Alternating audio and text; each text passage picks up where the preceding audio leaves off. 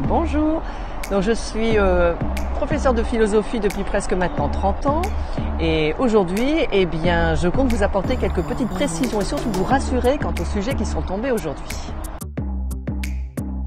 Les trois sujets, on avait bien donc les notions du programme qui étaient présentées, c'est-à-dire que pour le sujet numéro 1 apparaissait bien bonheur et raison, apparaissait aussi justice et pour le texte, bien sûr, il fallait lire, ça parlait d'un ingénieur et d'un bricoleur, mais les élèves pouvaient se porter sur les chapitres qui traitaient de l'art, de la technique et du travail. Donc là, pas de surprise, puisque c'était des notions qui portaient sur celles du programme. Alors les sujets étaient d'abord très intéressants et globalement assez faisables. Je pense que le premier sujet a dû être fortement pris parce qu'il traitait du bonheur, et ça les élèves adorent le bonheur, et il était d'un accès plus facile, plus évident. Donc en principe, la question a dû être traitée, abordée disons dans l'année. Donc les élèves ont dû se sentir à l'aise. Le deuxième sujet qui portait sur la justice, alors là ça demandait une analyse un petit peu plus fine du sujet, très intéressant, mais il y avait peut-être une petite résistance au début. Mais bon, encore une fois, tout à fait faisable et intéressant.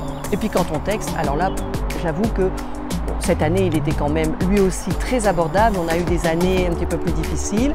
Là, un mot de vocabulaire, voire deux, contingent, mais qui fait partie des repères. Donc vous avez dû le rencontrer là aussi cette année. Et projet qui revenait plusieurs fois, mais ce n'est pas une terminologie difficile. Donc le texte, tout à fait abordable et faisable. Quels sont-ils? Qu'est-ce qu'on attend? Un savoir, un savoir-faire, un savoir-penser. Alors un savoir, bon, ça va de soi, on attend quand même que votre copie soit nourrie de références, donc là aussi peu importe. C'est pour ça, si vous consultez des sites ou si moi je vous dis, voilà, pour le premier sujet, Schopenhauer était bienvenu, Épicure, vous allez stresser si vous n'avez pas évoqué ces philosophes. Des philosophes sont attendus, vous en avez rencontré dans l'année, vous avez lu votre manuel, j'espère, vous avez consulté des sites. On attend ces éléments.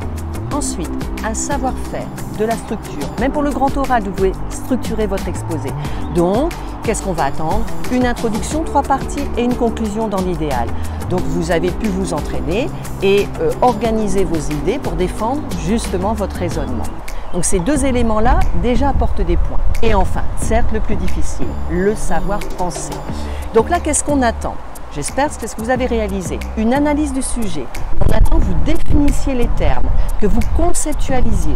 Donc bonheur, la définition, à quoi vous l'opposez.